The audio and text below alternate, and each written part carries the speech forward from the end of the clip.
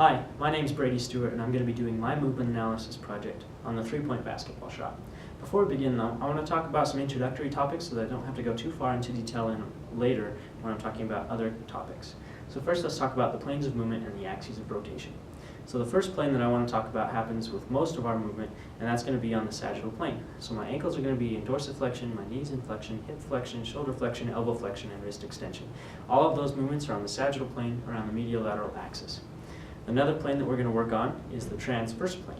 So where my palms are facing forward in an anatomical position, we do have pronation occurring so I can grab the basketball.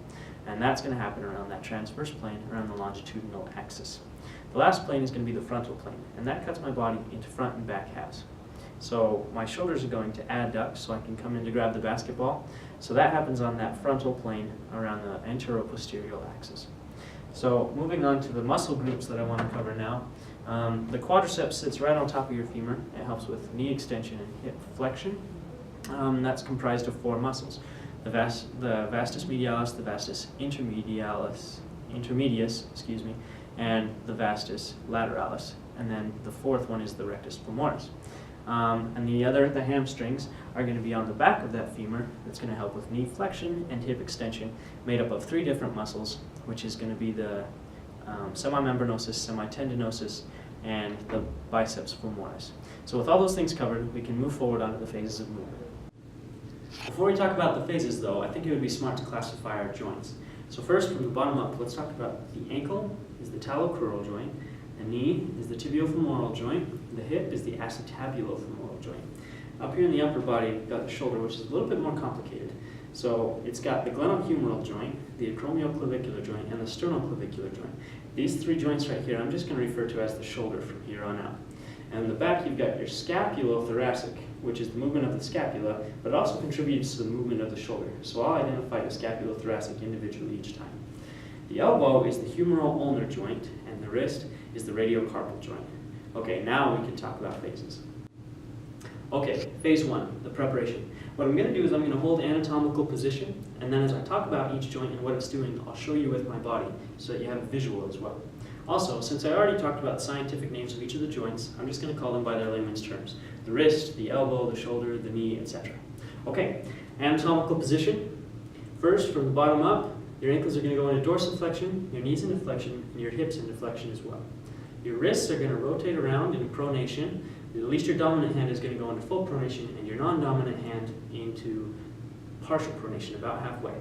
Now also, your dominant wrist is going to want to extend, and your non-dominant wrist extends as well, just not quite as much. This is going to be the position that you hold the ball in. Now your shoulders are going to flex and then adduct so that you're holding the ball out in front of you, and your elbows are going to flex as well. This should be where you start the preparation phase. So the only movement that really occurs in the preparation phase happens in your shoulders and in the scapula. Your shoulders are going to go into more flexion, and then your scapula is going to have an upward rotation and an elevation.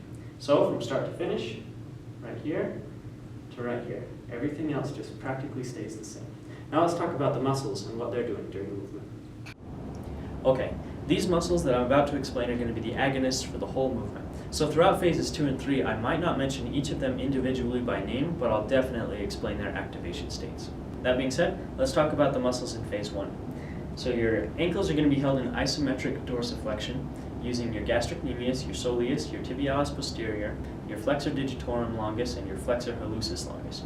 Your knees are going to be held in isometric flexion by all four muscles of the quads, and your hips are going to be held in isometric flexion by all three muscles of the hamstrings and your gluteus maximus. Now your shoulders are going to come up into concentric flexion using your anterior deltoid, your biceps brachii, and your pec major, and they're also going to come into concentric adduction using your pec major, your teres major, and your latissimus dorsi. Now on the back, your scapula is going to go into upward rotation and elevation concentrically using the levator, the serratus anterior, and the trapezius. Now your elbows are going to go into isometric flexion using your biceps brachii, your brachioradialis, and your brachialis. That is while they're down here. When I flex my shoulders and come up this way, those muscles are no longer involved in holding this joint stable. Now it's the triceps brachii that are holding that joint into isometric flexion. Your wrists are going to be in isometric pronation using your pronator quadratus, pronator teres, and the brachioradialis. and they're going to be held isometrically in extension using the extensor carpi radialis brevis, extensor carpi radialis longus, and the extensor carpi ulnaris. At least that is while they're down here. Just like with the elbow, I have to change the muscles that are being activated when I raise my arms. So instead of those extensor muscles on the back, I'm going to use the muscles here on the anterior side, which are the flexor carpi radialis, the flexor carpi ulnaris, and the palmaris longus, and those are also holding that isometric extension. Okay, phase 2, let's take the shot. So as we ended the preparation phase, our arms are up here just like this, getting ready to throw the ball, and our lower extremities bent so we can get a good sprint. Now before we launch the ball, I want to take a little bit more of a load down on my lower extremities. So I'm going to drop, and I'm going to put my hips and knees into more flexion and my ankles into more dorsiflexion. And then we're going to go ahead and just extend the whole body.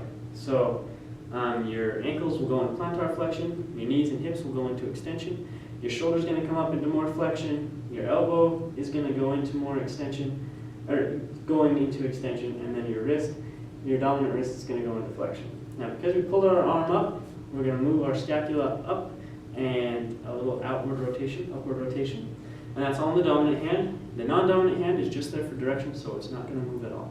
So we'll pull our shots up like this, we're going to load and launch. Okay, let's see what the muscles are doing. Okay, the muscles of phase 2. Now remember I said we go into a little bit of a dip right before we take the shot. So that turns all of my isometric muscles in my lower body into eccentric ones. My ankles are going to go into more dorsiflexion, eccentrically using the gastric nemius, the soleus, the tibialis posterior, etc. My knees are going to go into more eccentric flexion using my quads, my hips into an eccentric flexion using my hamstrings and my glutes. Now right after that, we're going to spring up and put all of those muscles into a concentric action. So my ankles are going to go into plantar flexion using those 3 gastric nemius, the soleus, the tibialis posterior, and the other 2 muscles. My knee's going to go into extension, concentric extension using those quads, and then my hips are going to go into a concentric extension using my glutes and my hamstrings. Now up here on the upper half of my body, I'm going to divide it into non-dominant and dominant sides. My non-dominant is just there to aim the basketball, so it's not going to make any motion at all. It's going to be held completely isometric. So if you need to review the muscles and the joints there, go back to phase 1 and check those out again. I'm going to focus more on the dominant side though, because on the dominant side, my shoulder is going to go into more of a concentric flexion using the anterior deltoid, the biceps brachii, and the pectoralis major. It's still going to be adducted just a little bit, held there isometrically using those same muscles as in phase 1. My scapula is going to go into an upward rotation and an elevation concentrically using the same serratus anterior levator and the trapezius. And then my elbow is going to extend concentrically using the triceps brachii, and then while still isometrically pronated, my wrists are going to make a concentric flexion using the flexor carpi ulnaris, flexor carpi radialis, and the palmaris longus. Okay, almost done. Phase 3, the landing. So remember we ended phase 2 up here with the ball has left our fingertips and our feet are up off the ground. So what I'm going to do with my upper extremities is I'm just going to follow through with the shot. So I'm not going to move them at all, even after the landing. So as a reminder, my scapula are in elevation and upward rotation. Both of my shoulders are in flexion. And on the dominant side, my elbow is in extension, my wrist is in pronation and flexion. Now over here on my non-dominant side, my elbow is going to be in flexion, and my wrist is going to be in pronation and slight pronation and slight extension. Okay, so let's talk about the lower extremities. They have a big job to do, as they have to absorb all of the shock of your body's weight coming back down in contact with the ground. So what I'm going to do is I'm going to leave all of my joints in a little bit of a loose flexion. My hips flexed, my knees flexed, and my ankles up in dorsiflexion. That way when I come back in contact with the ground, gravity can make the motion occur, but I can fight against those with my muscles. So let's talk about the muscles and what they're doing. Okay, the muscles of phase 3. I'm going to start on my upper body this time. My non-dominant arm hasn't changed since phase 1, so I'm not going to discuss that one too much. I'm still in isometric flexion at the shoulder, flexion at the elbow, pronation and extension at the wrist, and upward rotation and elevation in the scapula using the same muscles as before. Over in my dominant side though, now I'm in a new position, so my muscles that were once used concentrically or eccentrically, they're now isometric muscles as I hold it out to follow through with the shot. So now my anterior deltoid, my biceps brachii, my pectoralis major, those are holding isometric shoulder flexion. shoulder adduction held isometrically by my pec major, my latissimus dorsi, and my teres major. My elbows held in isometric extension by my biceps brachii, brachioradialis, and brachialis. My wrist, while still being held in isometric pronation as before, is now held in isometric flexion by the extensor carpi radialis ulnaris, extensor carpi radialis brevis, extensor carpi radialis longus, and the extensor carpi ulnaris.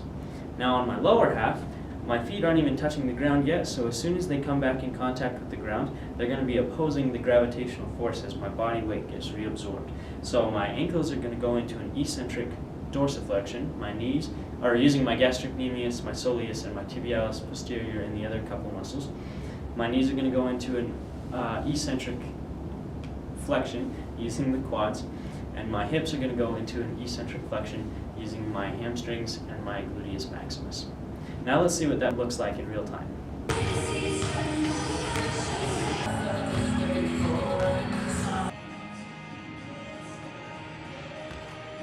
Okay, so to understand this movement a little bit better, I want to talk about 3 biomechanical principles. And the first one I want to talk about is torque. Torque is a measure of rotational force that happens around an object. So during our movement, we have to get knee extension and hip extension at the same time. But we're going to activate 2 different muscle groups, the quads and the hamstrings. The quads are going to help with hip flexion and knee extension, while the hamstrings are going to help with hip extension and knee flexion. So how do I get extension at both of those 2 joints when both of those muscles are activated? Well, it all comes down to lever arm. See, I'm going to measure the amount of force that's applied, and then I'm going to measure the distance from the axis of rotation that force is applied. So here at the hip, the hamstrings have a longer lever arm than the quads do. And down at the knee, the quads have a longer lever arm than the hamstrings do. So this knee has more torque acting on it by the quads, and up here at the hip, we have more torque acting on it by the hamstrings. And so with both of these muscle groups activated, I can still get extension at both the knee and the hip. So the second biomechanical principle that I want to talk about is the amount of force that my joints take as I'm coming into the landing. What I want to do is reduce that force, but I can't do it by changing my mass, and I can't do it by changing the velocity at which I'm falling. So I have to do it by changing the amount of time it takes for me to go from that falling speed down to 0. If I can extend that length a little bit longer, then my acceleration value becomes smaller. Multiplying that into my force and my mass, then all of a sudden my force becomes a smaller value. And that'll help protect my knees and my hips against injury. And finally, the third principle I want to cover is increasing your force output by increasing your muscle fibers involved. So remember when I told you in phase number 2 to take a little bit of a dip right before you go into the shot? Well, that's because your spindle fibers recognize that your muscle is being stretched, and therefore it activates a stimulus through your nervous system, up through the sensory neuron and down through the motor neuron, which activates more motor units and therefore increases the amount of muscle fibers involved, and this increases the force output. Okay, before we wrap up, I want to talk about 3 more concepts. Proper technique for this shot, for this movement, common errors that we see in a lot of different players, and then finally, maybe a performance tip that could help you with your shot. Now, a proper technique is, remember, you're way back here on the 3-point line, so you got to get the ball quite a ways forward and also quite a ways above you too.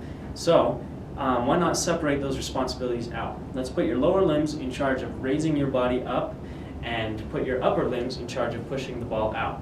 And that way you can avoid any floating that happens up in the air. And that's what brings me to a common error. A lot of people will end up trying to avoid another player, or they'll get bumped while they're in the air. That's really pretty dangerous on your limbs. As you come back down, if you have too much sideways momentum, you'll force too much unnecessary tension down on your lower legs. That could be pretty dangerous on those knees and on the bones. Remember Kevin Ware, he wasn't necessarily going up for a 3-point shot, but he was running, he jumped, tried to block a shot, and then as he came back down, the sideways momentum was too hard on his limbs, and it ended up breaking his tibia and putting it through the skin. So we want to try and avoid that. Another common error is we see it a lot that people will take a step forward maybe and take the shot that way. Now the issue with this is, one, it puts a lot of force on that one joint as you put all of your body weight on one joint to propel your body upwards. And second, it could adjust the aim of your shot, because see, now your hips are in rotation, so as you flex your muscles to go up into the shot, your torque, or your torso will kind of flex back into alignment, and it could adjust the aim of the shot. So, as my performance tip, I recommend pulling your feet back into alignment so that every pair of joints all the way up is squared up with the basketball hoop, so that when you make that shot, you have a lot more of a consistent and straightforward shot. Alright, My name is Brady Stuart. Thank you so much for watching my movement analysis project.